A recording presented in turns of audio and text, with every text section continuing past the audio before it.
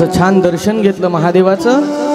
आणि आता आजही आपल्याला माहिती आहे की मुख्य मंदिराच्या आजूबाजूलाही महादेवाची छोटी छोटी मंदिरं आहेत। रात्र झाली म्हणून थांबायचं आता इथंच, म्हणून एका महादेवाच्या मंदिरात गेले, बाहेर ब्रह्मवीणा ठेवली, गाठोडं ठेवलं, त्यांची काही आमच्यासारखी ट्रॉली बॅग नसायची, ठेवली, आतल्या देवाचं दर्शन घेऊ, महादेवाचं झोप। आत गेले, तिथलं दृश्य पाहिलं, इतके चिडले नामदेवराय, शिव शिव शिव शिव, अरे अरे अरे अरे अरे अरे अरे अरे अरे अरे, एखाद्या लहान लेकराला हे करणं शोभतं, शिव शिव शिव शिव। काय झालं होतं, एक जख्ख म्हातारा शिवपिंडीवरती पाय ठेवून मस्त झोपला होता। आओ ओ तुमचे पाय देवावर आहे, काय स्वर होता चिडल्याचा। तो व्यक्ती म्हणतो, अरे काय झालं बाबा ओरडायला, अहो तुमचे पाय देवावर आहेत असं, मग उचल माझे पाय आणि जिथं देव नाही तिथं ठेव। लक्षात घ्या, रागाच्या भरात ही मेघ नामदेवांच्या लक्षात नाही आली, पाय उचलले, बाजूला ठेवले, परिणाम शिवलिंग प्रकट झालेला आहे, बाजूला ठेवले, परिणाम शिवलिंग प्रकट झालंय, बाजूला ठेवले, तिथे शिवलिंग। बऱ्याच वेळेला झालं, आजही ते मंदिर औंढा नागनाथाच्या बाजूला आहे। आणि लक्षात आलं, ज्यांच्याशी मी बोलतोय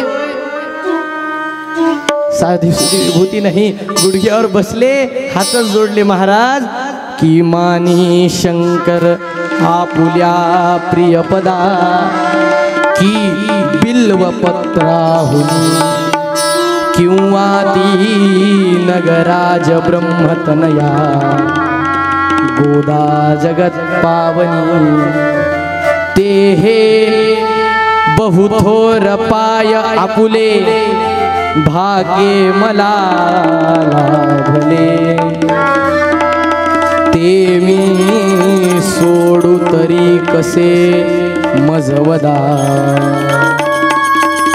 हे बाविसो माऊले सद्गुरुनाथ। कोण आहे? विसोबा खेचरांच्या रूपाने आज नामदेवांना सद्गुरू मिळालेले आहेत।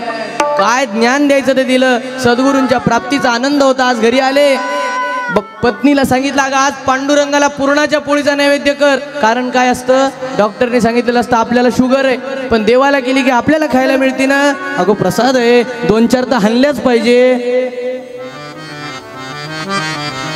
आज आनंद आहे, पुरणाची पोळी कर, विठ्ठलाला पुरणाची पोळी। स्वतः जेवायला बसले, पुरणाची पोळी घेतली, तेच काळं कुत्रं आलं, ताटातली पोळी उचलली, पळायला लागलं। आता नामदेवांनी काय केलं, तुपाची वाटी घेतली आणि त्याच्या मागे पळायला लागले, नुसती पोळी खाऊ नको, तुझं पोट दुखेल। पळत पळत कुत्र मंदिरापर्यंत आलं, दिसेनासं झालं, तुपाची वाटी तशीच घेऊन राऊळात गेले, पांडुरंगा काळं कुत्र दिसलं का रे एखादं? भगवान काय म्हणाले, कुत्र्याचं माहित नाही काळा मी आहे। लक्षातच आलं, अरे देवा, अरे मला सद्गुरूंचा महिमा कळावा म्हणून एवढी लीला केलीस। सांगायचं काय आहे, अरे तो पांडुरंग काय नुसता मूर्ती पुरता आहे का? तो कुठे आहे? तीर्थ विठ्ठल क्षेत्र विठ्ठल, तीर्थ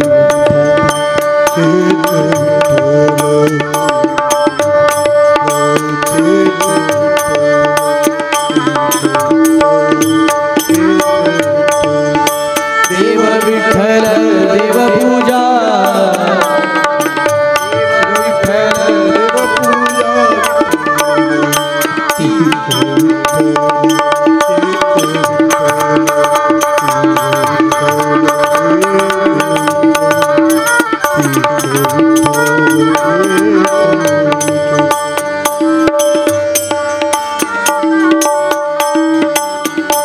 काय अवस्था झाली नंतर, माझा विठ्ठल काही फक्त राऊळापुरता मर्यादित नाही, अरे विठ्ठल टाळ, विठ्ठल दिंडी, विठ्ठल तोंडी उच्चारावा, विठ्ठल अवघाची भांडवला, विठ्ठल बोला, विठ्ठल विठ्ठल, अरे सगळीकडे माझा विठ्ठल।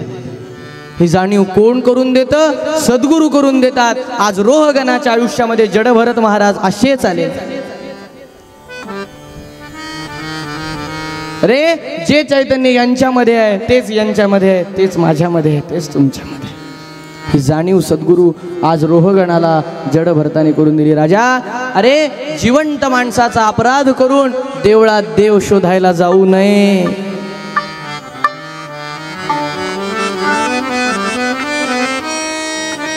काय उपदेश केलाय महाराज. किती कामाचा उपदेश बोला, किती कामाचा उपदेश आहे हा.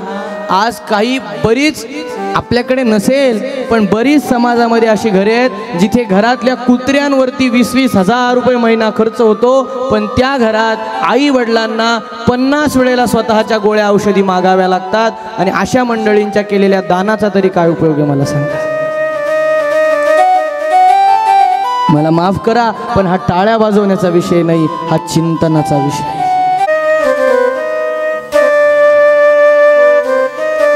पृथ्वीवरी जितकी शरीरे तितकी सगळी भगवंताची घरे, जितकी शरीरे तितकी देऊळे जाणिली पाहिजे. हा सिद्धांत आम्हाला कधी कळणार आहे.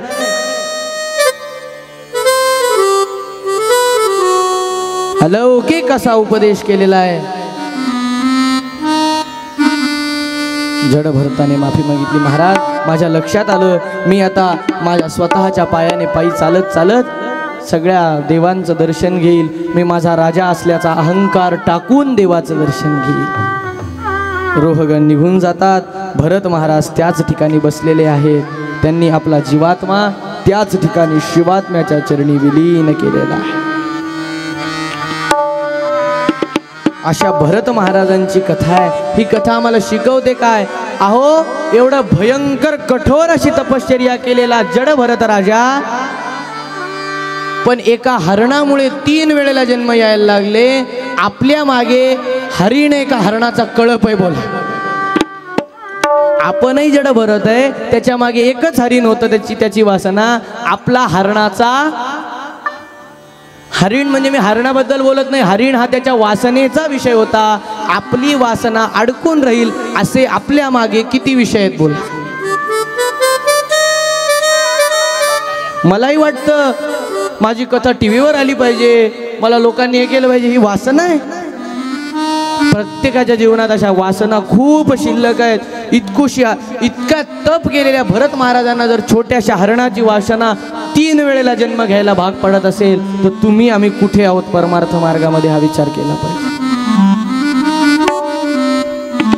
अहो, साधी गोष्ट, आपल्या कमरेच्या किल्ल्या पुढच्या पिढीला आपल्याला आनंदाने द्याव्या वाटतात का. लोक म्हणतात सगळ्या घरातल्या किल्ल्या माझ्याकडे आहेत. अरे रे पोरांनी कपाट कधीच बदललेत, तुझ्याकडे जुन्याच किल्ले आहेत येड्या.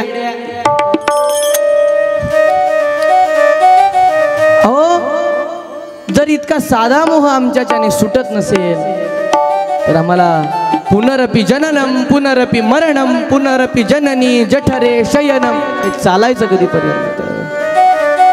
याचा विचार भरताच्या कथेमध्ये आपण केला पाहिजे की एका एवढं तपश्चर्या करणाऱ्या भरत महाराजांना जर 3 वेळेला एका हरणामुळे जन्माला येत असेल तर आज घरी गेल्यानंतर कागदावर मी लिहून ठेवलं पाहिजे की मला आधी मुलाचं चांगलं झालेलं बघावं वाटलं, मुलाचं लग्न बघावं वाटलं, मग नातू बघावं वाटला, मग नातवाची मुंज बघावं वाटली, मग नातवाचं लग्न बघावं वाटलं, मग मला सोन्याच्या पानाची कधी अपेक्षा लागली, माझं मला कळालं नाही. हे संपायचं कधी.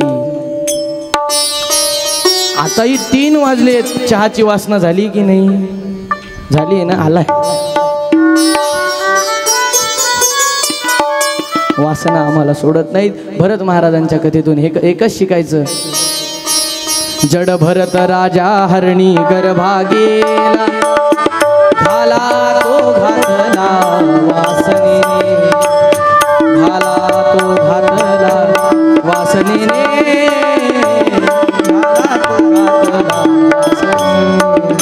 आम्हाला वासनेपासून वाचायचं आहे आणि आमची वासना शुकाचार्यांसारखी असली पाहिजे. वासना वासुदेवस्य. आमची वासना एकच असली पाहिजे, समोर असणारा वासुदेव. पण सध्या असणारी वासना पूर्ण करून घेऊ म्हणजे चित्त पुन्हा कथेमध्ये एकत्रित होईल. संध्याकाळच्या वेळेला प्रत्यक्ष भगवान नरहरी श्यामराय अवतार घेणार आहे, त्याच्यासाठी सज्ज व्हायचं आहे. एक 20 मिनिटं थांबूया आणि राहिलेला कथाभाग रामचंद्रांच्या आणि श्री महाराजांच्या कृपेने पाहूया. सद्गुरुनाथ महाराज गोपाल कृष्ण भगवान की। भज मन नारायण नारायण हरि हरि नारायण नारायण हरि हरि श्रीमन नारायण नारायण हरि हरि नारायण नारायण हरि हरि श्रीमन नारायण नारायण हरि हरि नारायण नारायण हरि हरि श्रीमन नारायण नारायण हरि हरि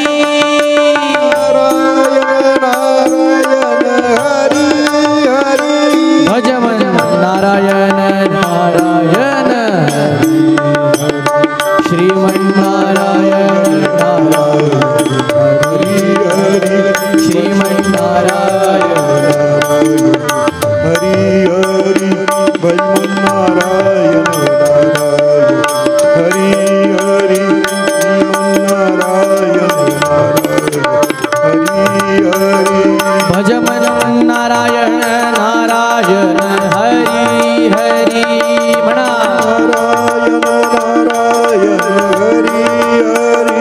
श्रीमन नारायण नारायण हरि हरि नारायण नारायण हरि हरि श्रीमन नारायण नारायण हरि हरि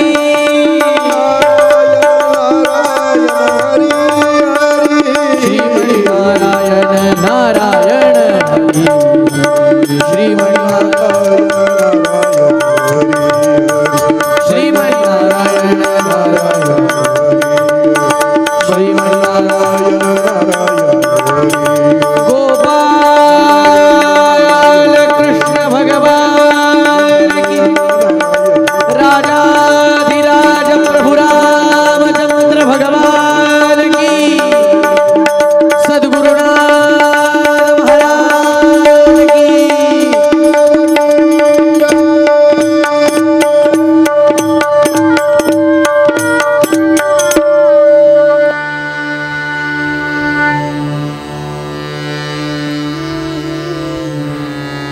आतापर्यंत आपण ऐकलं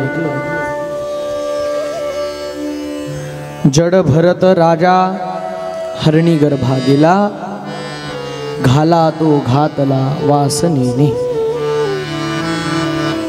माणसाची वासना शिल्लक राहिली की त्याला पुन्हा पुन्हा जन्माला यावं लागतं. म्हणून आपली वासना वासुदेवाच्या चरणी रत असू द्यावी. म्हणजे अंतकाल आल्यानंतर त्याची वासना असल्यामुळे आपल्याला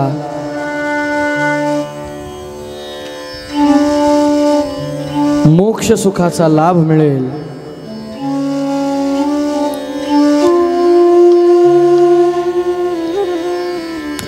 यानंतर भरत महाराजांच्या पुढे अनेक अनेक राजे झालेले आहेत.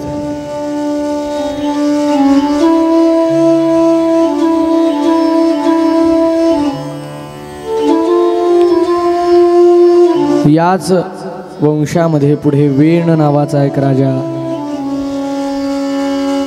आतापर्यंत सगळे राजे धार्मिक होते, पण हा राजा असा आहे की यानं 3-4 पिढ्या, असा जगाचा नियम आहे की 3-4 पिढ्या चांगल्या जन्माला आल्यानं की एक असा पुत्र त्या घरात जन्माला येतो की तो सगळ्या आपल्या कुलाचार, कुलपरंपरा, कुळाचा इतिहास, पराक्रम सगळं मोडीत घालतो. असे पुत्र पाहतो की नाही आपण, वडिलाचे नाव खराब करणारे.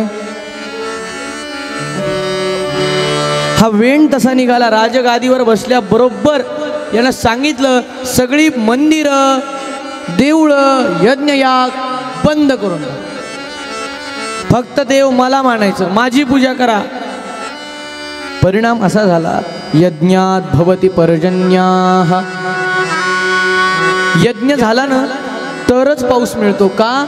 आजही यज्ञाचं विज्ञान असं आहे, ज्ञान आणि विज्ञान दोन्हीही असं आहे की यज्ञामुळे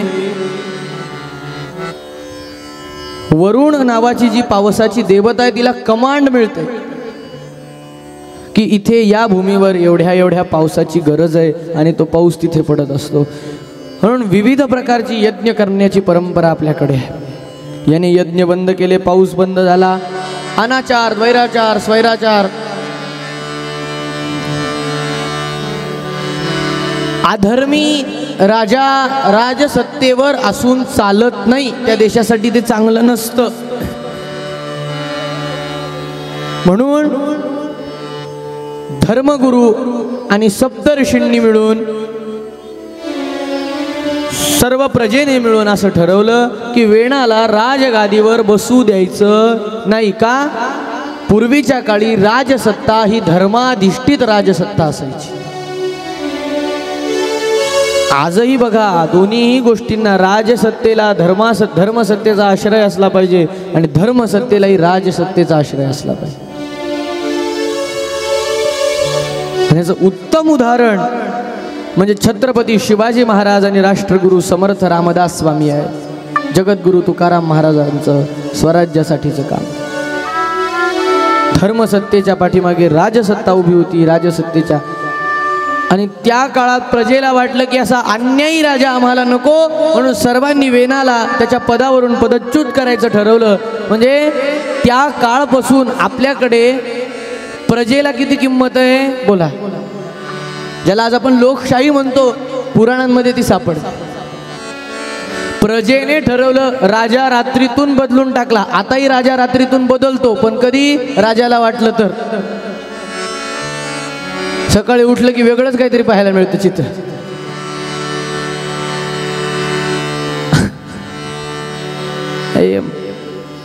एका शाळेत मी गेलो होते, म्हणले की आता 5 वर्ष तुम्ही आम्हाला महाराष्ट्राचा मुख्यमंत्री कोण म्हणून प्रश्नच विचारू नका, आधी तुमचं ठरू द्या मग पेपर घ्या. किती नाव पाठ करायचं. मला सांगायचं काय, प्रजेला विश्वासात घेऊन राज्य केलं जायचं. प्रजेला वाटलं असा दुराचारी राजा नको, म्हणून त्याला गादीवरून उतरवलं, त्याच्या शरीराचं मंथन केलं. त्याच्या मांडीच्या भागातून एक देवता प्रकट झाली. ती कोण आहेत? पृथू महाराज प्रकट झालेले आहेत, ज्यांच्यामुळे आपल्या ग्रहाला पृथ्वी असं म्हणतात. मागच्या राजाने केलेल्या कर्मांमुळे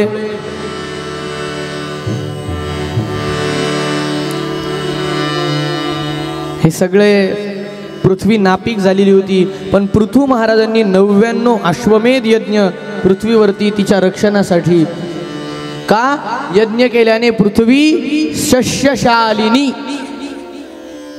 सुपीक होते जमीन यज्ञाने. तो यज्ञ पूर्ण 99 अश्वमेध यज्ञ केलेले आहेत. आणि पृथू महाराजांनी विश्वजित नावाच्या पुत्राला राज्य सोपवलंय. विश्वजिताने पुढे आपलं राज्य 4 भावांमध्ये वाटून घेतलंय.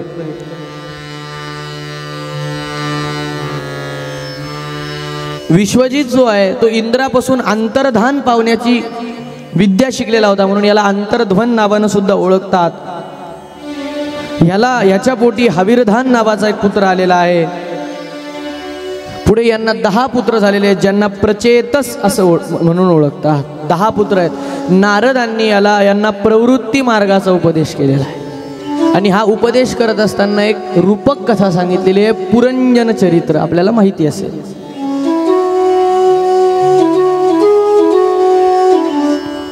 माहिती आहे ना पुरंजनाचं चरित्र? असेल तर हो म्हणा, नसेल तर नाही. आहे ना?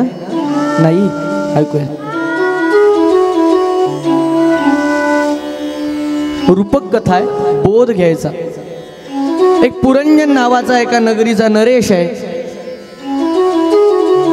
कथा बारीक ऐकली, सगळी पात्र लक्षात ठेवली तरच मतितार्थ कळतो. बरं, या कथेपुरतं तरी बोलतोय.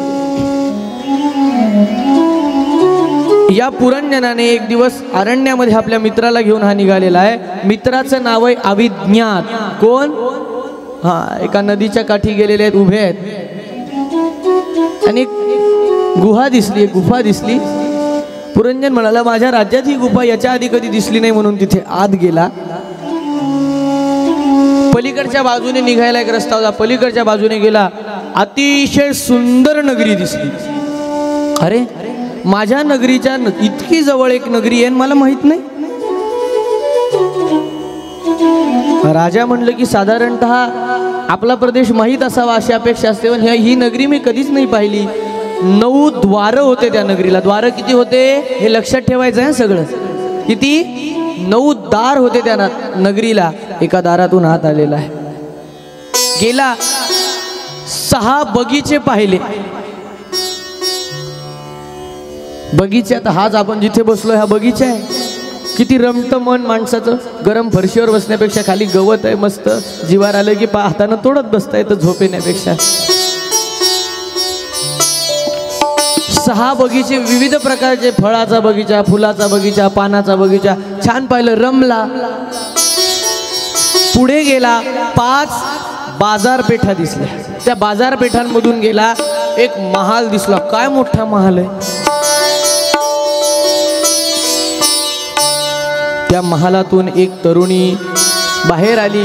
त्यानं तिला विचारलं, कासित्वम का विमोचेमा नार्याः का पद्मलोचनः. कुठली आहेस, कोण आहेस? आता हा पुरंजन, म्हणून हिचं नाव पुरंजनी.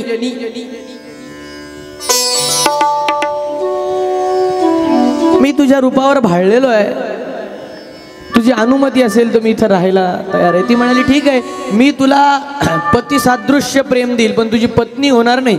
पतीसादृश्य प्रेम देईल, पत्नीसारखं प्रेम सगळं देईल. रहा म्हणल्याबरोबर असा आनंद झाला, सगळं विसरला. मी कोण आहे, राजा आहे, अरे माझी प्रजा आहे, माझं घर आहे, कुटुंब आहे, माझा अविज्ञात नावाचा मित्र, सगळं सगळं सगळं सगळं विसरून गेला आणि तिथं राहिला. काय आनंद. मला तर वाटायला लागलं खामगाव मधला मुक्कामच वाढवा का काय. काय आनंद. नाही, जाईल मी 7 तारखेला. काही जणांनी लगेच रुमाल काढले. बापरे. नाही ना, नाही, आपल्यावर विश्वास आहे मला. सांगायचं तात्पर्य, इतकं छान मिळायला लागलं सगळं. निवांत राहायला लागला पुरंजन. विसरून गेला स्वतःचं सगळं. सगळं विसरला, अस्तित्व विसरला. मी राजा आहे, राजानं कसं राहायला पाहिजे. खायचं आणि लोळायचं, खायचं आणि लोळायचं. खूप चैन जरी असली ना तरी कंटाळतो बरं माणूस एका वेळेला. काय जेवण झालं, शतपावलीला जावं लागलं शेवटी रात्री. कंटाळतो माणूस. एका परिस्थितीत माणूस फार काळ राहू शकतच नाही, कशी असू द्या. कंटाळा आला, काय केलं पाहिजे, जरा शिकारीला गेलं पाहिजे म्हणून रथ बोलवला. शिकारीला गेला. खूप वेळ शिकार गेली. इकडे पुरंजनी, कुठे गेला पुरंजन, कुठे गेला, कुठे गेला, कुठे गेला, कुठे गेला. शिकारीला गेला. अशी चिडली. गेला म्हणून चिडली का? नाही. कशामुळे चिडली काकू? मला न सांगता कसा काय गेला. बरोबर आहे ना.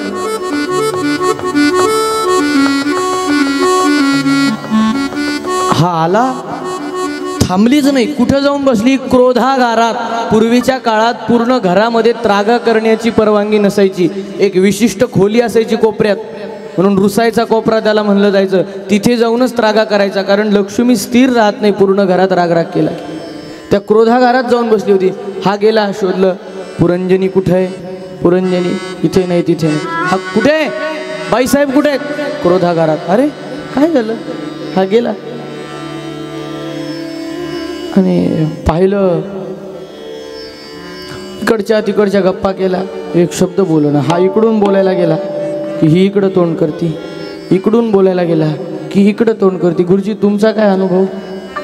असं असं नवय म्हणून विचारलं. जगी धन्य तो मारुती ब्रह्मचारी. स्त्रियांचं शस्त्र असतं म्हणे, बोलायचं नाही. क्या बात आहे. प्रामाणिक महिला आहेत खामगावच्या. मला फार आवडलं. मला इतकी कथा करायला आवडतंय ना. ही बोलतच नव्हती. हा इकडून जातो तिकडून जातो. अगं बाई बोल, अगं बाई बोल. हिचं आपलं आमच्या वहिनींचं पाहिलंय म्हणून सांगतो. नाही, आमची वहिनी फार गुणाची आहे बरं. बोलतच नव्हती. शेवटी माणसाकडे शेवटचा पर्याय काय राहतो दादा, काय राहतो. पाया मी पडतो न घालवी मला येथोनिया सुंदरी भांडे घाशीन मी धुणे धुवीन मी. बाकीचं रूमवर गेल्यावर सांगतो. आता शेवटचा आबाई मी तुझ्या पाया पडतो, पण आता बोल कुठे गेला होता? शिकारीला गेलो. आवाजातला फरक बघावा. कोणाला विचारून गेला? रथ कोणाचा नेला? आपला नेला होता. आपला आपला काय? आपला माहेरून आलेल्या पलंगाला तरी आपला म्हणता येतं का? तुझ्या माहेरून आला म्हणा. आपला काय? अहो तुझा. धनुष्यबाण तुझा. रथाचे घोडे तुझे. शिकार केली ते प्राणी तुझे. मग मला न विचारता गेला कसे? चुकलं म्हणाला. आजपासून तुला न विचारता घास सुद्धा खाणार नाही. काकड्यापासून व्यवस्था. राही रखुमाबाई तुम्हा येऊ द्या दया. तिथपासून प्रार्थना आहे. सगळं विचारून, उठणं विचारून, बसणं विचारून, खाणं विचारून, पिणं विचारून, इतकं तिचं चिंतन, इतका संसार केला. 1000 मुलं झाली. कोणाला झाले? त्यांना झाले. आपण कशाला परेशान व्हायचं? भागवतात दिलंय ना. झाले झाले. सांगायचं का? 1000 पुत्र झाले. ही रूपक कथा आहे. हा, आता एवढे मुलं झाले. वयोवृद्ध झाला असेल की नाही? झालाय. मृत्यू शय्येवर पडलाय. आणि आता मनामध्ये विचार, मी गेल्यावर हिचं कसं होईल? मी गेल्यावर हिचं कसं होईल? मी गेल्यावर हिचं कसं होईल? मी गेल्यावर.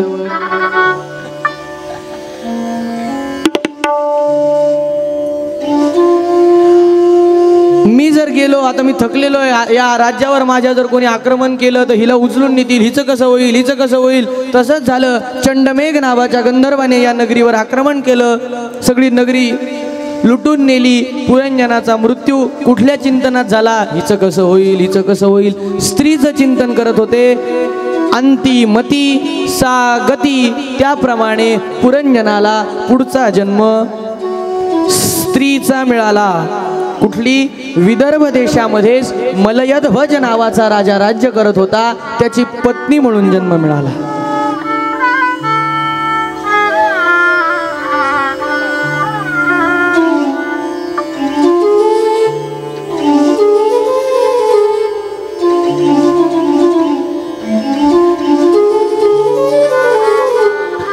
मलयध्वज राजाबरोबर ही मंडळी एक दिवस नदीच्या काठावर, ही आता मागच्या जन्मातला पुरंजन या जन्मात जी मलयध्वजाची पत्नी झालेला आहे, मलयध्वज राजा, ती पत्नी, दोघं जण नदीच्या काठावर गेलेले आहेत. त्यात अपघातामध्ये तो मलयध्वज राजा नदीत पडून त्याचा मृत्यू होतो. त्याचं शव बाहेर आणलं जातं. आणि ही पुरंजन मागच्या जन्मात असणारा या जन्मात स्त्री झालेला स्त्रीप्रमाणे दुःख करायला लागतो. पती गेला, पती गेला, पती गेला, पती गेला. तिथे त्याला त्या नदीच्या काठावर त्याच्या मागच्या जन्मातला अविज्ञात नावाचा मित्र येऊन भेटतो. अरे काय शोक करतोयस? पती गेला म्हणून? तू काय स्त्री आहेस का? मागच्या जन्मात तू पुरंजन होतास, पुरुष होतास. स्त्रीच्या मोहात हिचं कसं होईल म्हणून हिचा विचार करतात. स्त्रीचा विचार करत करत देह ठेवला. स्त्रीचा जन्म. या जन्मामध्ये आता पुरुषाचं चिंतन, पतीचं चिंतन करता करता देह ठेवायची तुझ्यावर वेळ आली. म्हणजे या जन्मात पुरुषाचं चिंतन करायचं, म्हणजे पुढच्या जन्मात पुरुष व्हायचं. म्हणजे पुनरपि जननम पुनरपि मरणम पुनरपि जननी जठरे शयनम. हे चालायचं कुठपर्यंत?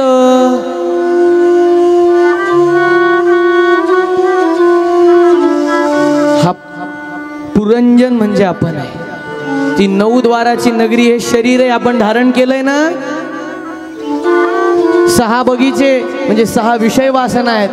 5 म्हणजे आपले हे इंद्रिय आहेत, पंचेंद्रिय, हे आपल्याला मिळालेले आहेत. बाजारपेठा पाहून आपण भुलून गेलेलो आहेत. प्रत्येकाच्या आयुष्यात अशी एक पुरंजनी आलेली आहे जिचं चिंतन करता करता आपल्याला मृत्यू येणार आहे. पुढच्या जन्मात स्त्री व्हायचं, आता स्त्री झालो म्हणजे त्या पुरुषाचं चिंतन करायचं, म्हणजे पुन्हा पुरुष व्हायचं, पुन्हा स्त्री व्हायचं. हे चालायचं कुठपर्यंत? अरे मग चिंतन करावा असा कोण आहे जो आपल्याला चार मुक्तींपैकी एक मुक्ती देऊ शकतो? असा अनंत कोटी ब्रह्मांड नायकाचं चिंतन कधी करायचं आहे? कारण नारद भक्ती सूत्रामध्ये 25-26व्या कदाचित सूत्रामध्ये नारदांनी असं सांगितलेलं आहे की भक्ती केल्याने, नामस्मरण केल्याने काय होतं? चिंतने तदरूपता. भगवंताचं सतत चिंतन केल्याने तदरूपता म्हणजे ते रूप भगवंताचं स्वरूपता नावाची मुक्ती आपल्याला प्राप्त होते. हे त्याच्या मागचं तत्वज्ञान आहे. नाम आपले महाराज सहज सांगतात आपल्याला नाम घ्या, त्याच्या मागे तत्वज्ञान केवढं आहे हा विचार कधी करायचा आहे? अहो देवाचं चिंतन करायला लागलो ना, माणूस देव स्वरूप कधी होऊन तो कळत नाही. तुकाराम महाराज म्हणतात, देव पहायासी गेलो देव होवो नियाते. अरे मी देव पाहायला गेलो आणि मी स्वतःच देव कधी झालो मला कळलं. नारदांनी एवढा सुंदर उपदेश केला. प्रचेतस पुत्र परमार्थ मार्गाला लागले. परिणाम असा झाला, माझे मुलं चांगला संसार करत होते, त्यांना प्रवृत्ती मार्गाला का लावलं? म्हणून यांचे पिताश्री नारदांवर चिडलेले आहेत. नारदांना शाप दिला, नारदा माझा मुलांचा व्यवस्थित चालू असणारा प्रपंच तुम्ही होऊ दिला नाही, मी तुम्हाला शाप देतो, तुम्हाला एका जागेवर जास्त वेळ थांबताच येणार नाही. तेव्हापासून नारद परिभ्रमणच करत आहेत. राजा असा वासनेमध्ये जर जीव अडकून राहिला ना तर त्याला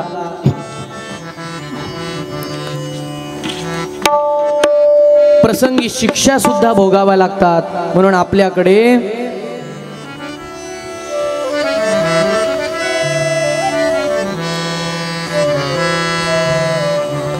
नरककुंडांची व्यवस्था केलेली आहे. श्रीमद भागवतामध्ये इथे नरककुंडांचं, अनेक नरककुंडांचं वर्णन आलेलं आहे. पण आपण सगळेजण भगवंताचे भक्त आहोत, सत्कार्य करतो, समाजसेवा करतो, कळत न कळत ही पापं आपण केलेली असतात. त्याच्यामुळे नरककुंडांचं वर्णन कोणाला पचणारं असतं, कोणाला खटकणारं असतं. त्याच्यामुळे ते वर्णन काही विस्तृतपणे आपल्याला इथं बघायचं नाही, कारण ते सगळ्यांना पटेल असं नाही. पण नरक या संस्थेवर आपल्या संस्कृतीतल्या विश्वास का ठेवावा यासाठी थोडंसं सांगणार आहे. जेव्हा आपण सगळी मंडळी लहान होतो ना, तेव्हा चांगलं वागण्यासाठी आपली आई आपल्याला भीती दाखवायची. एक पात्र असायचं भोंग्या बुवा नावाचं, जे आजपर्यंत कोणालाच दिसले नाही, पण त्याच्या धाकाने त्या बाळाला चांगलं वळण लागायचं. म्हणजे अदृश्य माणसामुळे सगळी पिढी घडायची. बरोबर आहे की बाबा, साखर चोरून खाल्ली तर मी तुला चटका देईल असं म्हणल्यानंतर ते बाळ साखर चोरून खात होतं. प्रश्न, साखर खाणं हा आहे का? साखर त्याचे आई बाबा त्याला पोत्याने खाऊ घालू शकतात, पण चोरून खाण्याची जी सवय आहे ती वाईट आहे. मला वैयक्तिक असं वाटतं आपल्या संस्कृतीने, मी काही नरकात गेलेलो नाही अजून, जाईल तेव्हा सांगेल तुम्हाला, पण आपण नरक डोळ्यानं पाहिलेलं नाही. वैयक्तिक मला असं वाटतं की ही नरककुंडांची व्यवस्था, याचा इतिहास विस्तृतपणे जो श्रीमद भागवतामध्ये आपल्या पूर्वजांनी करून ठेवलाय, तो आपल्या मनामध्ये आदरयुक्त भीती राहावी, आपण चांगलं वागावं, आपण नीतिमार्गाचं आचरण करावं, म्हणून आपल्याला धाक लावण्यासाठी केलेली व्यवस्था असावी असं मला वाटतं. बाबा साधी साधी गोष्ट आहे हो, तुम्हाला पटणार नाही. कुंभीपाक, अंधकूप, अनेक अनेक अनेक नरक आहेत. आपण विस्तृत आपल्याकडे ते बघायचं आपल्याला नाही. नरककुंडांचं वर्णन सांगितलं. यानंतर श्रीमद भागवताच्या पंचमस्कंधा अंतर्गत दक्ष प्रजापतीची पुन्हा कथा येते. 60 कन्या दक्ष प्रजापतीला होत्या, त्यापैकी 10 कन्या त्यांनी धर्माला दिलेल्या आहेत, 13 कश्यपांना दिलेल्या आहेत, ज्याच्यापैकी 2 आपण पाहिल्या, आदिती आणि दुसरी उद्या सांगा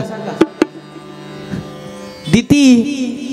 हे नाव सोपे असतात भागवतातले, लक्ष देऊन सिरियल लक्षात राहते की नाही? आणि त्याच्यासाठी काय माहिती का, भागवताला रोज वेळेवर यावं लागतं. एक कथा सुटली ना पुढची लिंकच लागत नाही. खरं आहे की नाही? 4 दिवस सिरियल बघितली नाही तर कळतं का, अगं बाई यांचं लग्न कधी झालं, अगं तू बघितलंच नाही. बरं त्याच्यात काय कोणाचंही लग्न होतं कोणाबरोबर आहे काही सांगता येतं का. भागवताचं असंच आहे, रोज ऐकलं व्यवस्थित तर कळतं, लिंक लागून राहत. कश्यपांच्या प्रमुख 13 पत्न्या आहेत, प्रमुख 2 आहेत, दिती आदिती आहेत. 27 पत्न्या दक्षाने चंद्राला दिलेल्या आहेत. जी नक्षत्र आहेत की नाही त्या चंद्राच्या पत्न्या आहेत. 13 पत्न्यांची कश्यपांच्या नावं आलेली आहेत. आदिती, दिती, दनु, काष्ठा, अरेष्ठा, सुरसा, इला, मुनी, क्रोधगपसा, ताम्रा, सुरभी, सरमा आणि तिमी अशा 13 पत्न्या कश्यपांना दिलेल्या आहेत. आणि सृष्टीचा खरा विस्तार या 13 जणींपासून झालेला आहे पुढे. मग आणि शुकदेवांना बोलता बोलता फार सुंदर कथा आठवली.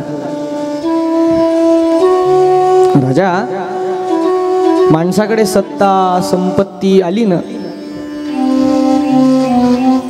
की माणूस आपल्यापेक्षा लहानांशी, म्हणजे काय आहे असं म्हणतात व्यवहार, आपण माझ्यापेक्षा जाणकार आहात सगळी मंडळी, पण माणूस त्याच्यापेक्षा मोठ्या आणि लहान व्यक्तीशी कसा व्यवहार करतो याच्यावरून त्याची पात्रता ठरत असते. म्हणजे की तो आपल्यापेक्षा लहान लोकांवरती दंडेलशाही तर करत नाही ना, आणि मोठ्यांचा आदर तर करतोय ना. असंच झालं, देवराज इंद्राला भगवान नारायणाने स्वर्गाची संपत्ती दिली आणि इंद्राला ऐश्वर्याचा गर्व झाला. आणि एक दिवस देवराज इंद्राच्या दरबारामध्ये अप्सरांचे नृत्य सुरू होते. सुंदर असे वाद्य वाजत होते, त्या अप्सरा त्याच्यावरती नृत्य करत होत्या. सगळे देव ते बघण्यामध्ये मंत्रमुग्ध झालेले होते. याच वेळेला काय झालं, देवांचे गुरु कोण आहेत, देवांचे गुरु कोण आहेत, देवगुरु बृहस्पती. मी विसरतो, पटकन सांगत जा ना, तुम्ही भागवत ऐकलेली मंडळी. बृहस्पतींचा आगमन झालेला आहे. सद्गुरु दिसल्याबरोबर काय केलं पाहिजे, साष्टांग नमस्कार केला पाहिजे. पण आता हे जे पाहू नये ते पाहण्यात दंग झालेले, पिऊ नये असं पेय पिणं चालू, त्यांचं काही लक्ष राहतं का. अरे विश्वरूप आमचे बृहस्पती आलेले आहेत, एकाचंही लक्ष नाही. बृहस्पतींना वाटलं अरे मी यांचा गुरु आहे, मी आल्यावर हे बसा म्हणत नाहीत, काही नाही काही नाही, निघून गेले. पण गुरव रुष्टेन कश्चन, गुरु माणसावर रुसला ना, जगात त्रैलोक्यात दुसरं कोणी आधार देऊ शकत नाही. अरे बाबा तुझा गुरुच तुझ्यावर नाराज आहे, तू पटकन उठ, मला घेऊन जाशील तुझ्या बरोबर. म्हणजे देवांचं पौरोहित्य करणारे, गुरुपद सांभाळणारे कोणी राहिले नाही. गुरु होणं काय सोपं आहे का. परिणाम असा झाला, दैत्यांना कळालं देवांच्या मागे गुरुबळ नाही, आणि ज्याच्या मागे गुरुबळ नाही ना, देव जरी असला फिका पडतो. दैत्य आक्रमण करायच्या तयारीत होते.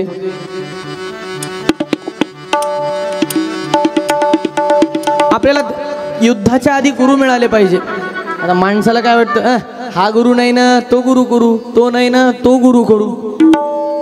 लक्षात घ्या, गुरु भरपूर करता येतील जीवनात. दत्तात्रयांनी 24 केले, पण सद्गुरु आयुष्यात एकच असतो.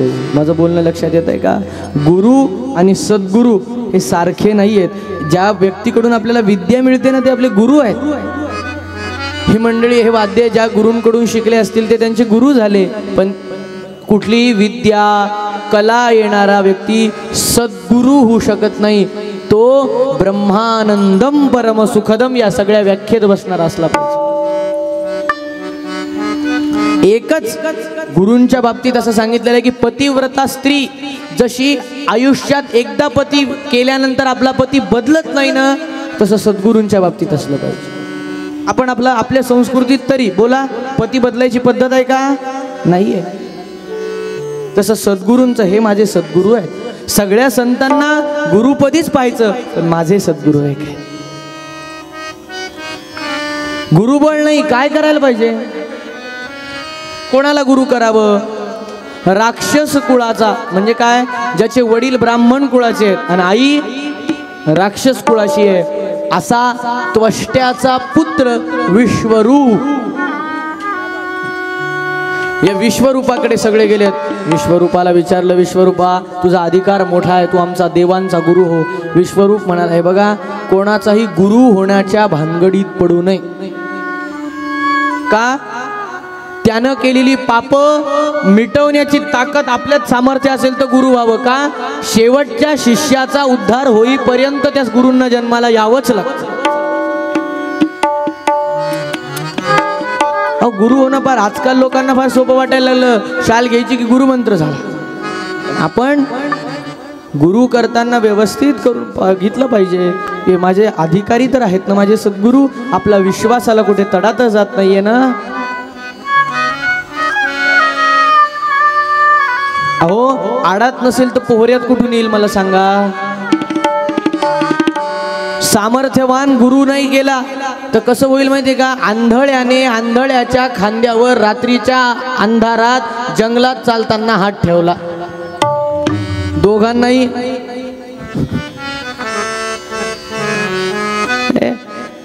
डोंगरे शास्त्रींचं फार सुंदर वाक्य, लोभी गुरु और लालची चेला. लोभी गुरु और लालची चेला होय नरक में ठेलम ठेला म्हणाले. विश्वरूप म्हणाला, गुरु होणं काही सोपं नाही कोणाचा. आपल्या पदरचं पुण्य देऊन टाकावं लागतं. मी होणार नाही, पण शेवटी विनंतीला मान दिला आणि दैत्यांपासून वाचण्यासाठी एक कवच त्यांच्या भोवती एका कवचाचं वलय निर्माण केलं. श्रीमद भागवतात त्या कवचाला नारायण कवच या नावाने ओळखतात. प्रत्येक कुठली देवता कुठल्या इंद्रियाचं कसं रक्षण करू असं वर्णन आलेलं आहे. आजही फार प्रभावी आहे. सेवा अपराध, 32 प्रकारचे सेवा अपराध लागत असतात माणसाला.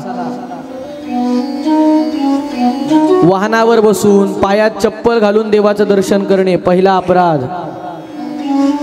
देवाचे सण, जन्मोत्सव, पुण्यतिथी साजरी न करणे दुसरा अपराध. असे 37 अपराध. मंदिरात पाय लांबून बसले, मंदिरात जेवण करणे, मंदिरात जांभई देणे, अपशब्द बोलणे, मंदिरामध्ये मोठ्याने बोलणे, मोठ्या व्यक्तींचा मंदिरात अपमान करणे, हे सगळे सेवा अपराध भरपूर सांगितलेले. हे नारायण कवच मिळालं, दैत्यांपासून संरक्षण झालं. पण काय होतं, या विश्वरूपाला 3 मुख होते. एका मुखाने देवकुळासाठी यज्ञ करायचा, दुसऱ्या मुखाने राक्षसांसाठी यज्ञ करायचा आणि तिसऱ्या मुखाने वारुणी प्राशन करायचा.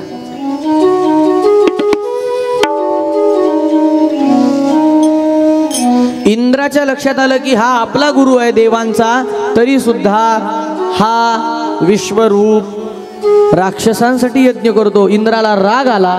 इंद्राने काय केलं, धावत धावत विश्वरूपाकडे गेलेला आहे. काही विचार केला नाही की हा माझा गुरु आहे, गुरु झालेला आहे आणि माझ्या मागे गुरुबळ उभं केलंय. कमरेची तलवार घेतली, विश्वरूपाचं शिर आणि धड वेगळं करून. परिणाम काय झाला, गुरु हत्येचं पाप लागलं. इंद्र शापित झाला. इंद्र ही काही कुठली व्यक्ती नाहीये, इंद्र हे पद आहे. आपलं पुण्य वाढलं ना जीवाचं की इंद्र पदापर्यंत तो जाऊ शकतो. इंद्रपद शापित राहून जमणार नाही. गुरु हत्येचं पाप काय साधं आहे का? हे पाप पेलवण्याची शक्ती 4 जणांमध्ये आहे, पृथ्वी, जल, वृक्ष आणि स्त्री.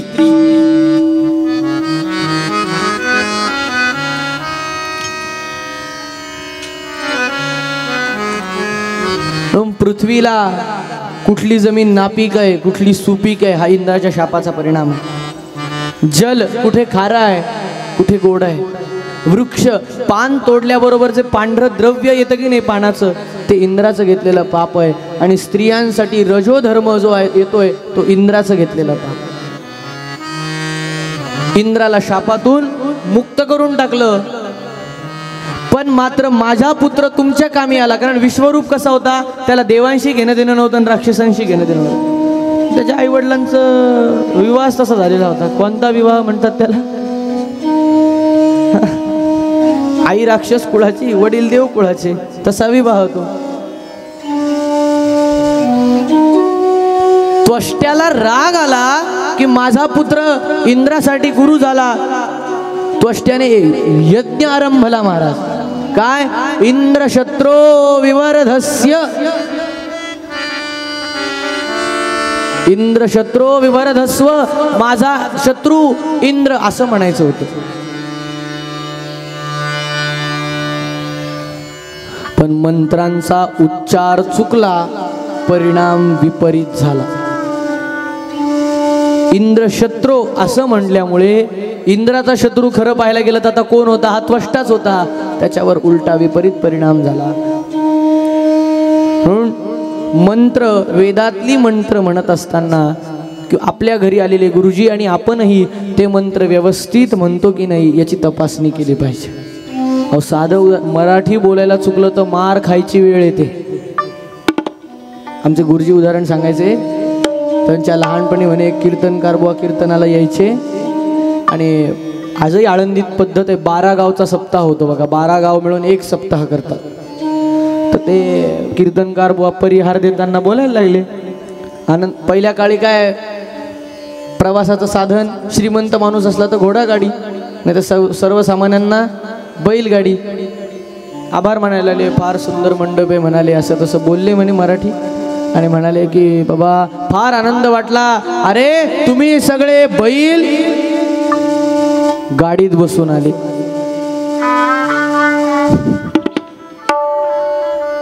धोतर फिटेपर्यंत मारला म्हणे लोकांनी. शब्द तर चुकला नाही, पण थांबायची जागा, तुम्ही सगळे बैल गाडीत बसून आले. अरे तुम्ही सगळे बैल गाडीत बसू असा अर्थ झाला की त्याचा. काही काही लोकांना भागवतातले विनोद घरी गेल्यावर आठवतात. महाराज देव असं म्हणले होते, वेड्यासारखे घरी गेल्यावर असतात.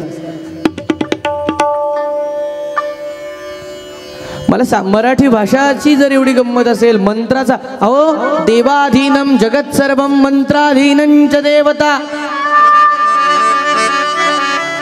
ते मंत्र ब्राह्मणाधीनम ब्राह्मणो मम दैवत. देव मंत्राच्या अधीने, मंत्र चुकता कामा नाही आपला.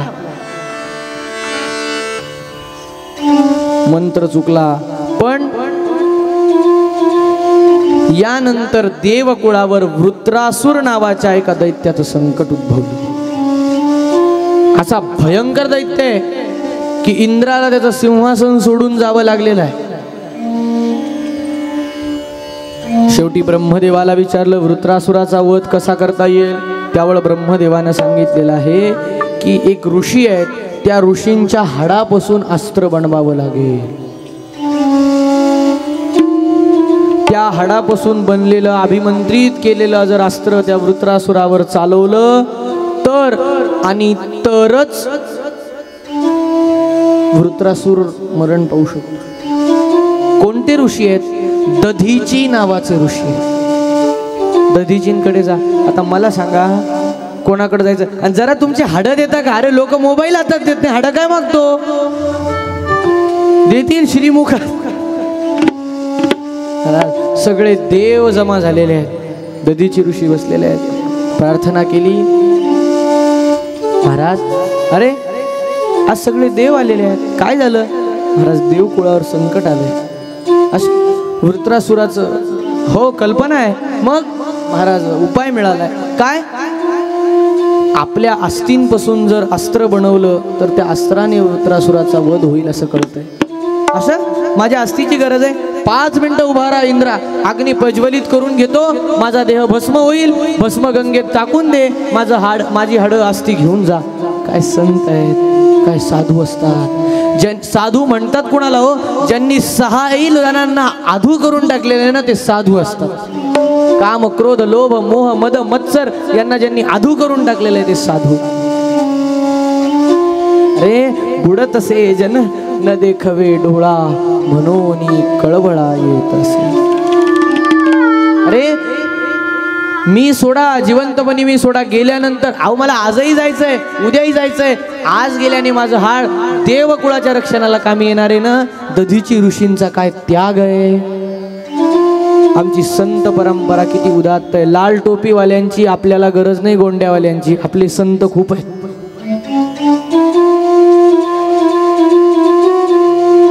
अरे आपल्या मुलांना हे सांगा, आपण नाही सांगितलं म्हणून ते आज आपल्या धर्मावरती आपल्याला प्रश्न विचारतात की सांगा त्यांना की देवकुळाच्या रक्षणासाठी स्वतःला अग्नी लावून घेणारा दधीची नावाचा ऋषी आमच्या सनातन वैदिक संस्कृतीने जगाला दिले. एवढा त्याग फक्त आमची भारतीय संस्कृती करू शकते. दुसऱ्या कोणत्याही जगामध्ये कोणत्याही संस्कृतीत हा त्याग बघायला मिळत नाही. अरे कुठलाही धर्म, कुठल्याही धर्माचं तत्वज्ञान बघा, स्वतःच्या कल्याणाची भाषा प्रत्येक धर्म करतो. आमचा धर्म काय म्हणतो? सर्वेपि सुखिनः सन्तु सन्तु सर्वे निरामया. सगळे सुखी राहिले पाहिजे. त्यामागे उदात्तता तर आहेच, पण त्यामागे अभ्यास सुद्धा आहे. सगळे दुःखी असले आणि मी एकटाच सुखी असलो ना तर माझ्या जीवाला धोका जास्त आहे. कोणाच्याच घरात पैसा नाही, माझ्या घरात कपाट भरलेलं आहे, धोका कोणाला? किती आपले पूर्वज हुशार, आपल्या पूर्वजांना काम धंदे नव्हते आणि म्हणून त्यांनी हे लिहून ठेवलं. या विचारात राहू नका. हे जीवन जगायचं तत्वज्ञान आहे. दधीची ऋषींनी अग्नी प्रज्वलित करून घेतला. संत स्वइच्छेने येतात आणि स्वइच्छेने जातात. तो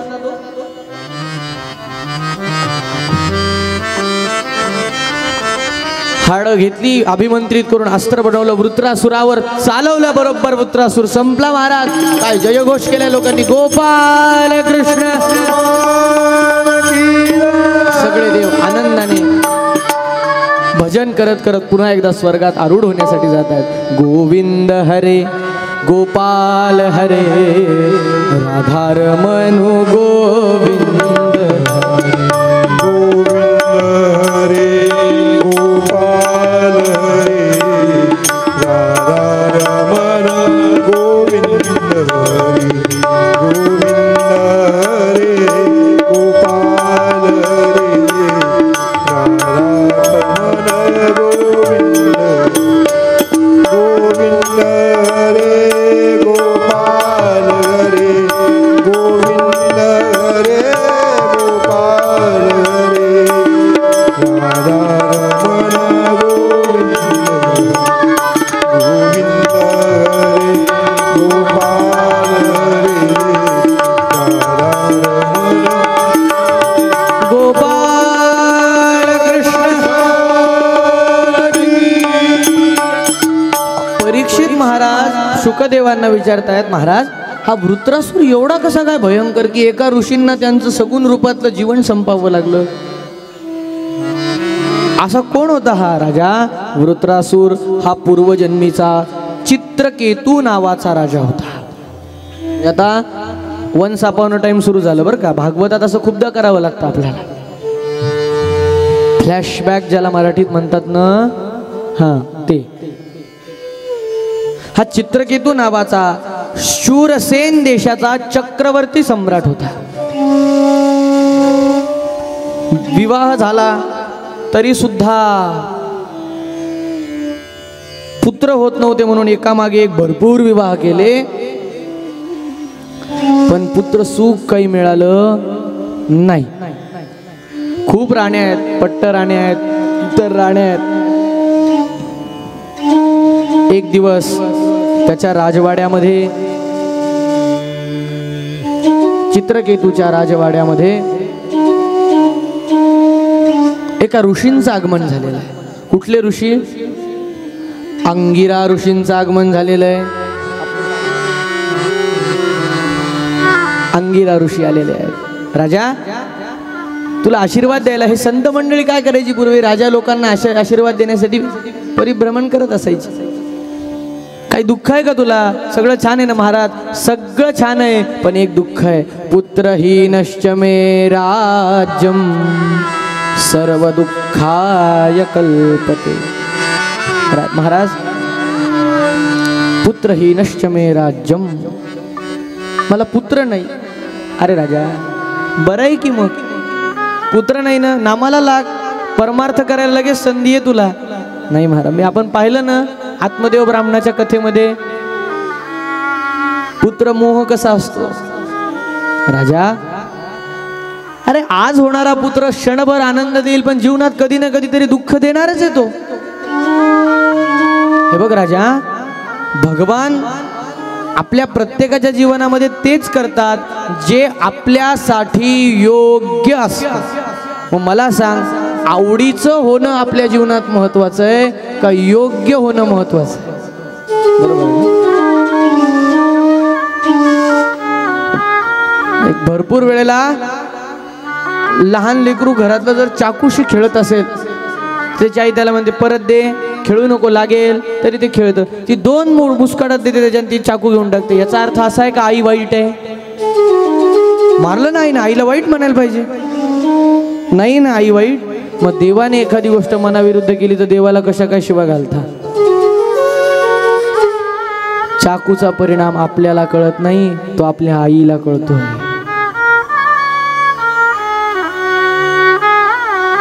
अरे आज दुःखदायक वाटत असणारी गोष्ट 100 वर्षांनी 100 पट दुःख देणारी असते, म्हणून भगवान ती आजच आपल्यापासून काढून घेतो। राजा पुत्र दिला नाही, त्याची इच्छा समज नाही महाराज, पुत्र पाहिजे, पुत्र पाहिजे। नारद ऋषी आलेले आहेत, नारदांनी समजवलं नाही। शेवटी उदाहरण दिलं, राजा इक्ष्वाकू कुळामध्ये सगर नावाच्या राजाला 60,000 मुलं होते। शेवटी काय झालं?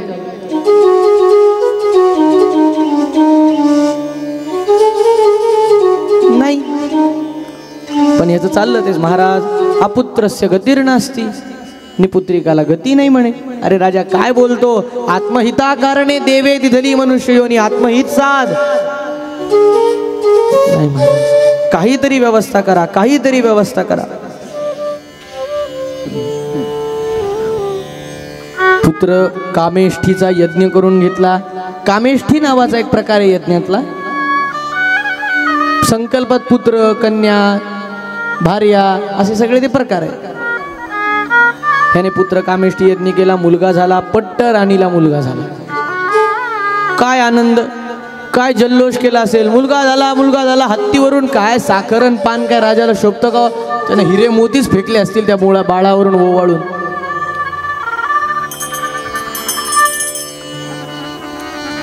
नको,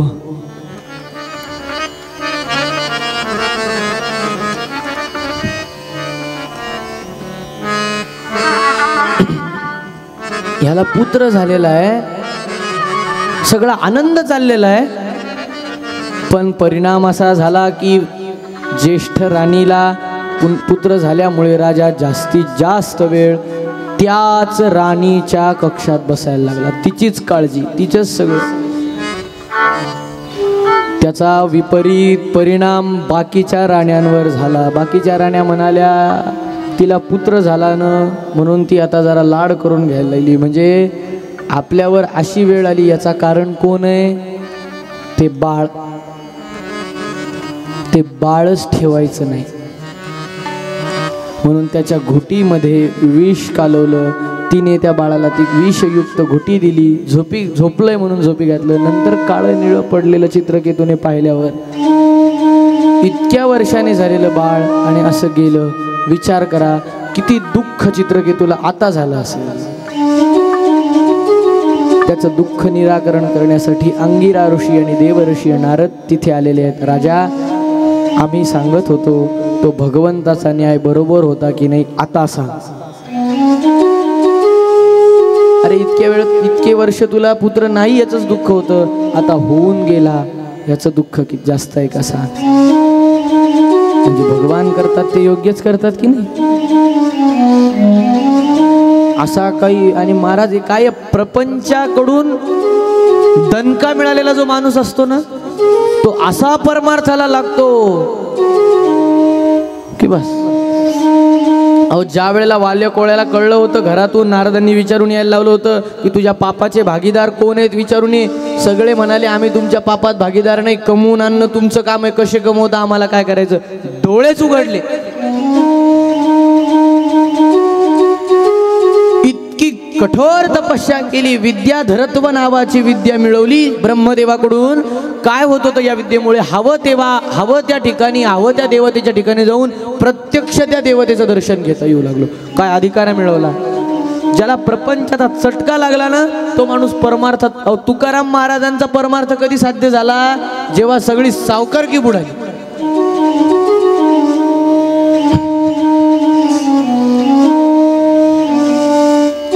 संत दिसती वेगळाले परी ते स्वरूपी मिळाले. सगळ्या संत वेगळे जरी दिसत असले ना आपल्याला, आपण म्हणतो हे माझे गुरु ते तुमचे गुरु, पण शेवटी सगळे सारखेच आहे. त्यांची चरित्र बरोबर एका रेषेवर एका बिंदूवर येऊन थांबतात. झालं महाराज.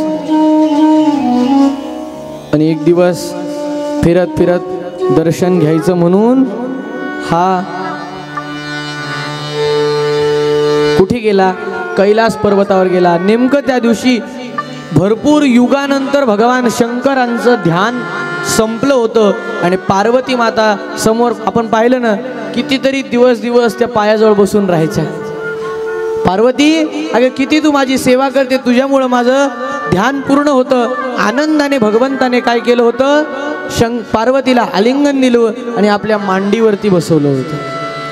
नेमका या वेळेला यांचा सुखसंवाद शंकर पार्वतींचा चालू असताना चित्रकेतू तिथे आला. त्यानं पाहिलं, अरे अरे अरे, ज्याला आम्ही वैराग्य संपन्न म्हणतो, तो शंकर पत्नीला मांडीवर घेऊन बसतो. हसला. शंकरांनी लक्ष दिलं नाही. मूर्खांकडे काय लक्ष द्यायचं म्हणाले. पण पार्वती मातेला राग आला. अरे माझ्या पतीचं अंतःकरण किती कसं आहे तुला काय माहिती, आमच्यावर हसतो, जा भयंकर अशा राक्षसाच्या योनीला जाऊन पड.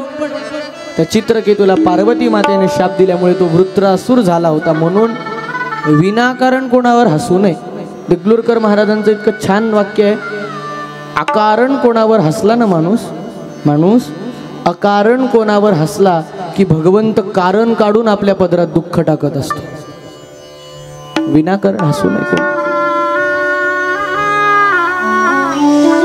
अशा पद्धतीने वृत्रासुराचं चरित्र आलं, नरककुंडांचं वर्णन आलं आणि राजाने प्रश्न केला, महाराज नरककुंडात जर जायचं नसेल, आम्हाला इतके दिवस नरकच माहीत नव्हते, शिक्षा माहीत नव्हत्या, पण आमच्याकडून ते पाप घडलंय, मग त्या पापाची झाडणी कशी व्हावी?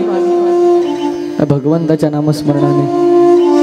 महाराज असं एखादं उदाहरण आहे का की ज्याच्यामुळे कोणी भगवंताचं स्मरण केलं आणि त्याच्या पापाची निवृत्ती झाली, त्याचं पाप नाही? अरे राजा, स्मरण सोड, तळमळीने एकदा जरी भगवंताचं नाव घेतलं तर माझा भगवान पाप धुवून टाकतो. बरं अशी कथा आहे आहे आहे शुकदेवांचे उपकार आहेत आपल्यावर. कथा ठेवल्यात त्यांनी आपल्यासाठी. कुठली कथा आहे? अजामेळ पापी वदे पुत्र कामे,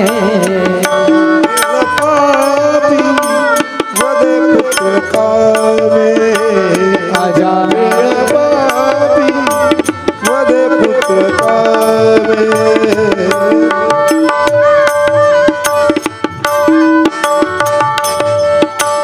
तया मोती नारायणाचे नामे, तया मोती नारायणाचे नामे.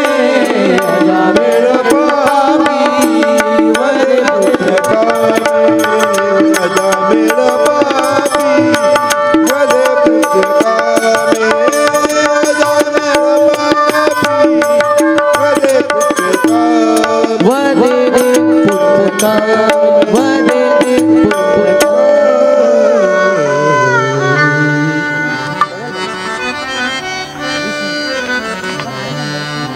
मेळ पापी वदे पुत्र कामे. अजामेळ नावाचा एका नगरीमध्ये एक सुंदर विद्वान तेजपुंज ब्राह्मण राहायचा. दशग्रंथी होता, वैदिक होता, पंचक्रोशीत ख्याती होती याच्या वेदविद्येची. माणसाचं काय आहे, कुठली तरी एक विद्या माणसाला अवगतच असली पाहिजे जगायचं असेल तर. अत्यंत नावलौकिक मिळवलेला अजामेळ एक दिवस संध्याकाळच्या वेळेला समिधा आणण्यासाठी गेलेला आहे. कुठे? अरण्यात गेलेला. समिधा म्हणजे काय? 9 झाडांची लाकडं असतात जी यज्ञासाठी लागतात. आयुर्वेदिक आहेत, त्याचं विज्ञान आहे आणि तत्वज्ञानही आहे. त्याचं माप आहे, प्रमाणामध्ये त्या तोडाव्या लागतात. गुरुजी लोक बसलेली आहेत, त्यांना विचारा. आपल्या घरी साधा शांती प्रयोग जरी असला तरी त्या 9 झाडाच्या त्या विशिष्ट ग्रहाच्या मंत्राने यज्ञामध्ये तुपाबरोबर टाकली की ती देवतेपर्यंत आहुती पोहोचते. लिंबाची आणि आंब्याची खोडं यज्ञासाठी चालत नसतात, जळतण म्हणून वापरता येतील, पण समिधा लागतेच. त्यात वड आहे, पिंपळ आहे, शमी आहे, औदुंबर आहे, रुई आहे, असे 9 झाडं आहेत. सौंदड नावाचं एक झाड येतं, त्याच्याही ती लागतात. त्याचं प्रमाण असं हाता एवढं असतं, इथे एवढं. हे समिधा यज्ञाला लागतात म्हणून आणायला गेलेला आहे. समिधा तोडत असताना त्याने एका नवयवन संपन्न अशा स्त्रीला, क्षुद्र स्त्रीला पाहिलं आणि पाहिल्याबरोबर तो तिच्यावर मोहितच झाला, तिच्याकडे गेला. आणि भगवंताचं असं आहे ना, त्याची माया अशी आहे की एकदा मायेने बुद्धीचा ताबा घ्यायला सुरुवात केली की माणूस मी कोण आहे हे विसरून जातो. तिला विचारलं, बाई कोण आहेस तू? तिनं तिचा परिचय दिला. दोघांचाही संबंध वाढत राहिला. हा गुंतला अजामेळ तिच्या ठिकाणी. वास्तविक हे नीती धर्माला, आचार धर्माला धरून नाही, इतका तिच्यामध्ये रमला, तिच्या ठिकाणी रत झाला. परिणामतः ह्याच्यापासून त्या क्षुद्र स्त्रीला गर्भ राहिला. आता ही वनात राहते, माझं घर इकडे, म्हणजे घरात बायको, बाहेर ही, अशी कशी सांभाळायची? म्हणून तो आपल्या गावात असणाऱ्या घरामध्ये अजामेळ त्या स्त्रीला घेऊन आला आई वडिलांसमोर आणि सांगितलं ही आजपासून इथे राहील. आई वडिलांनी, अरे अजामेळा काय वागतोयस?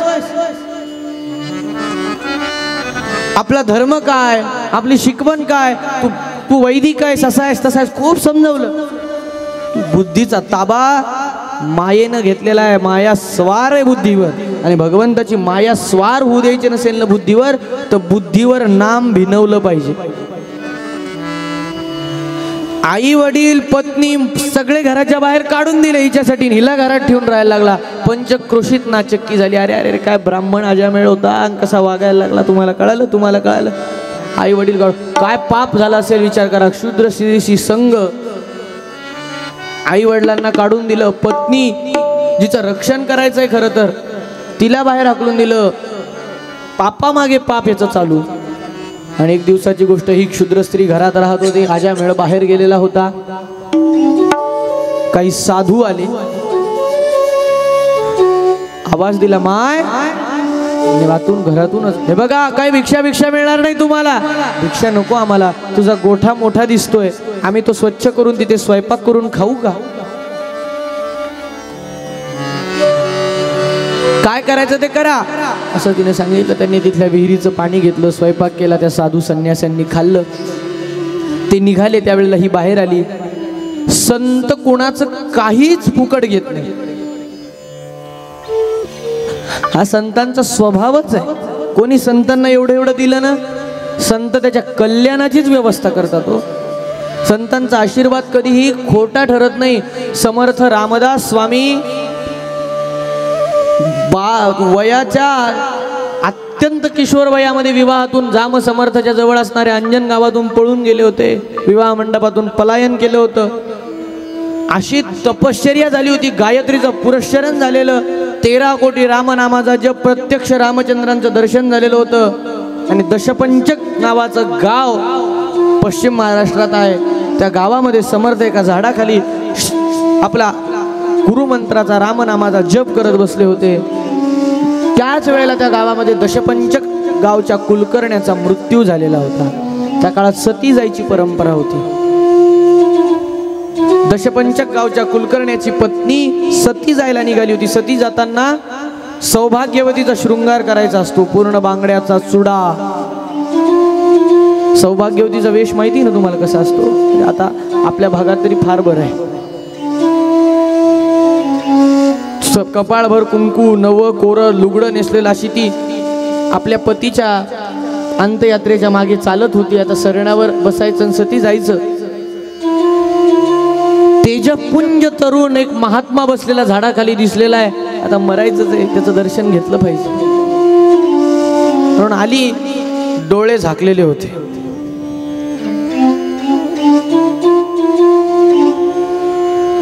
हिनं 3 महिला जसा नमस्कार करतात 3 वेळेला लांबून नमस्कार केला. परिणाम हातातल्या बांगड्या वाजल्या. बांगड्या किती महत्वाच्या पहा. बांगड्याचा आवाज समर्थांनी ऐकल्याबरोबर समर्थ बोलून गेले, अष्टपुत्रा सौभाग्यवती भव भव।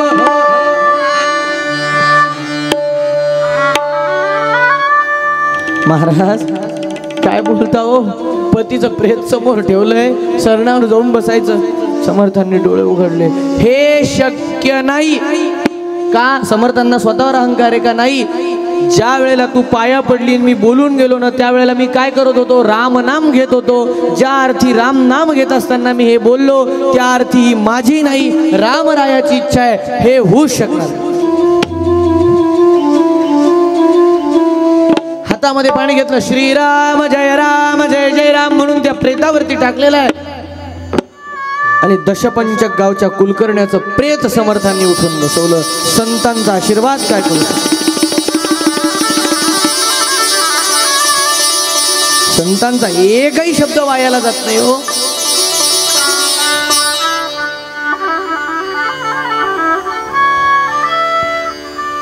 संत कोणाचं काही फुकट घेत नाहीत। त्या क्षुद्र स्त्रीला अजामेळाच्या त्यांनी आभार मानले साधू संतांनी, आणि ती गर्भवती दिसत होती। बाई तू गर्भवती आहेस ना, तुला एक प्रार्थना आहे, तुला मुलगा पाहिजे का मुलगी? मुलगा पाहिजे महाराज, तुला मुलगाच होईल, फक्त एक अट पाळ, मुलगा झाल्यानंतर तू त्याचं नाव नारायण असं ठेव। आशीर्वाद फळाला आला, मुलगाच झाला, नारायण असं नाव ठेवलं। हिचा हट्ट होता तर हिच्या हट्टापुढे हा काहीच करत नव्हता, म्हणून नारायण नाव ठेवून दिलं। इतका जीव लावला त्या बाळाला, उठता बसता त्याला तो नारायण लागायचा। नारायणा चल जेवायला, नारायणा चल खेळायला, नारायणा चल याला, नारायणा चल इकडे, नारायणा नारायणा, इतकी सवय झाली त्या लेकराची। आणि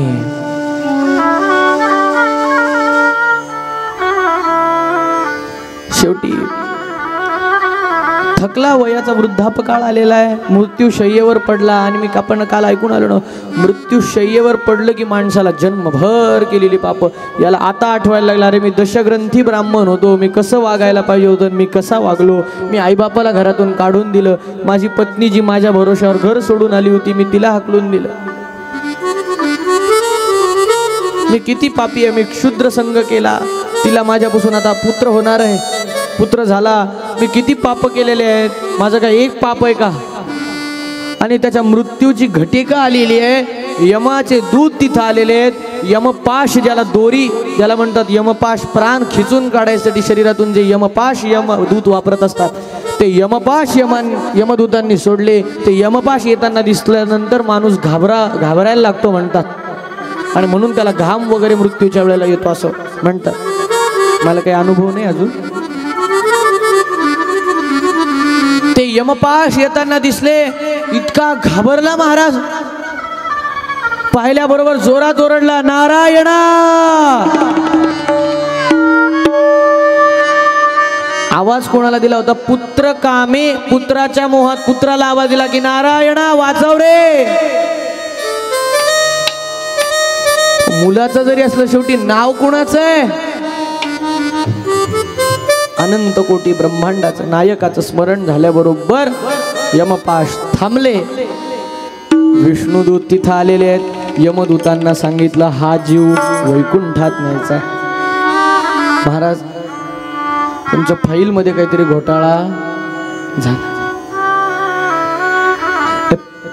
फाईलमध्ये घोटाळा व्हायला काय ऑफिस आहे का? अहो जन्मभर यानं एवढे पाप केले, याला वैकुंठात कसे काय नेता? महाराज यमराज स्वतः तिथे आले, ही आज्ञा भगवान विष्णूंची आहे, यमराजा आपण ह्या जीवाला नेऊ नये। भगवान विष्णूंकडे गेलेले आहेत यमदूत। भगवान नारायणाने सगळं पाहिलं आणि यमराजाला सांगायला लागले, भगवान काय सांगितलं? यमधर्म सांगे दूता, तुम्हा नाही तेथे सत्ता, जेथे होय हरी कथा, सदा घोष नामाचा। यमराज यानंतर जिथे हरी कथा चालू असेल तिथे बसलेल्या कुठल्याही भक्ताकडे तुम्ही जायचं नाही.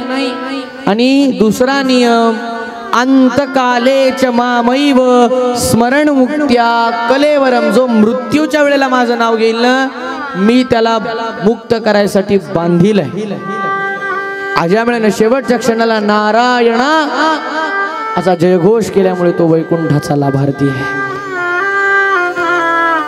म्हणून ज्यांना ज्यांना वाटतं ना मरण येऊ नये, त्यांनी भागवताच्या मंडपात तरी निदान त्याच्यासाठी तरी येऊन बसत जा.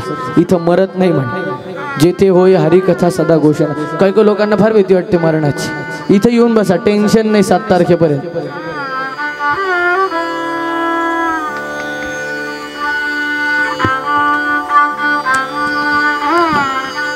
सांगायचं तात्पर्य, एकदा नामस्मरण केल्याने जर भगवान विष्णू त्यांनी स्वतःची प्राप्ती त्या जीवाला करून देत असतील, तर जन्मभर नामाचा सराव ठेवल्याने काय अवस्था प्राप्त होईल. आणि दुसरी एक गोष्ट, आपल्या मुलांची नावं जरा धडाची ठेवा. उगाच सिरियल मध्ये पाहायचं आणि काही नावं ठेवायची, याला काय अर्थ आहे का?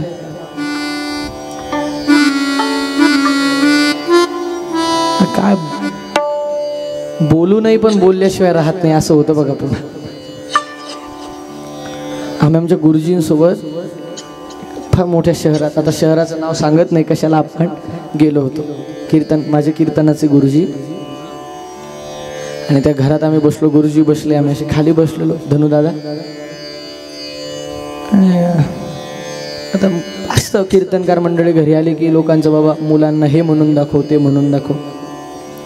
त्यांच्या घरात एक मुलगी होती, तिनं तिचा परिचय सांगितला. तिनं तिचं नाव सांगितलं श्लेष्मा. मग ठीक, आमचे गुरुजी म्हणाले कुठून ठेवलं नाव? सिरियल मध्ये पाहून. बर, त्यांचं आपण आम्ही आमच्या निवासाच्या ठिकाणी परत आलो. आणि आमच्या गुरुजींनी विचारलो, का रे पोरांनो, श्लेष्माचा अर्थ माहिती का तुम्हाला? आपण शिव्या खाल्ल्यापेक्षा शांत बसलेलं बरं आहे की नाही, म्हणून मी आपला गप्प बसलो, कशाला अक्कल बाजाळायची. म्हणलं नाही बाबा, नाही माहिती. मला माझ्या गुरुजींनी नावाचा अर्थ सांगितला. काय म्हणते? श्लेष्मा. काय उदात्त अर्थ. श्लेष्मा म्हणजे माहिती तुम्हाला, नाकातून येणाऱ्या घाणीला श्लेष्मा म्हणतात. एवढं दुर्दैव आहे आपलं, अशी नावं ठेवायची.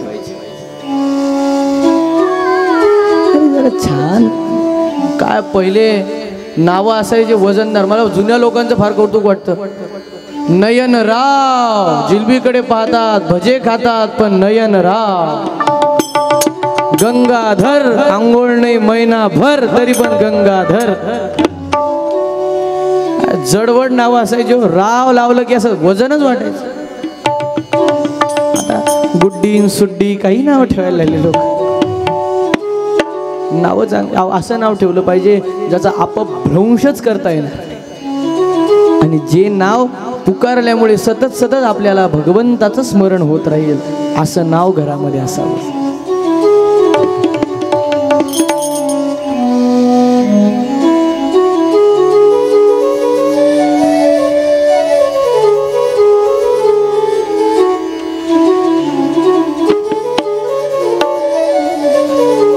अशा पद्धतीने कितीही पापांची,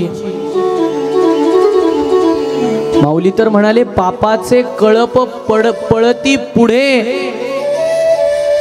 जो नामस्मरण करतो ना, पाप त्याच्या जवळ सुद्धा येत नाही म्हणाले.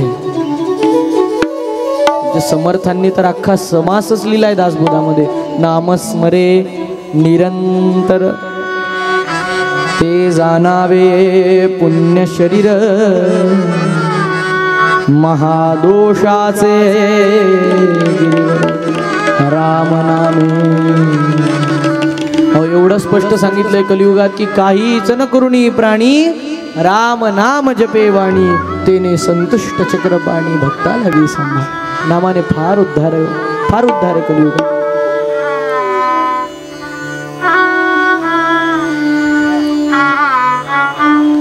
अशाच एका नामनिष्ठ भक्ताची कथा आता बघायची आहे ना. नक्की कंटाळा आला? झोपले नाही तुम्ही? जागे आहे ना? मागचे झोपलेत वाटतं, आवाजच नाही, हात वर नाही, हालत पण नाहीत. आहेत ना? धन्यवाद. काका लोक जागे आहेत ना सगळे? बघायची ना नामनिष्ठ भक्ताची कथा. 5 वेळेला भजन करूया आणि सुंदर कथा बघायची आहे.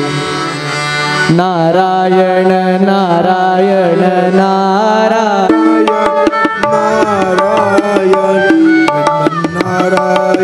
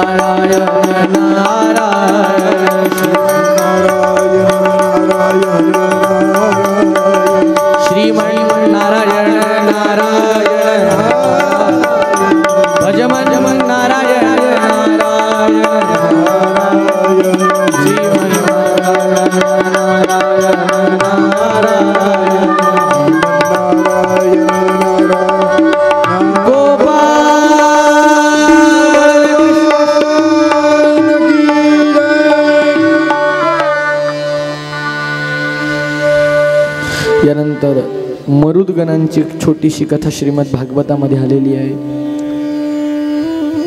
इंद्राच्या सिंहासनाला धोका झाल्यामुळे मरुदगणांची व्यवस्था करावी लागली होती. ती कथा श्रीमद भागवतामध्ये आलेली आहे.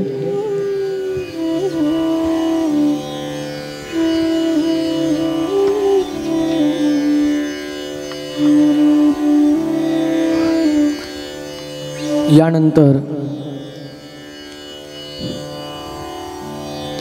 एक अलौकिक प्रश्न शुकाचार्यांना आमच्या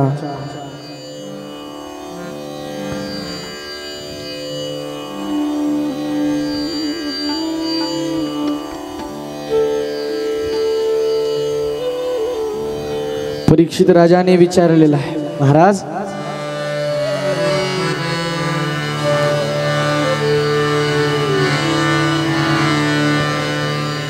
हिरण्य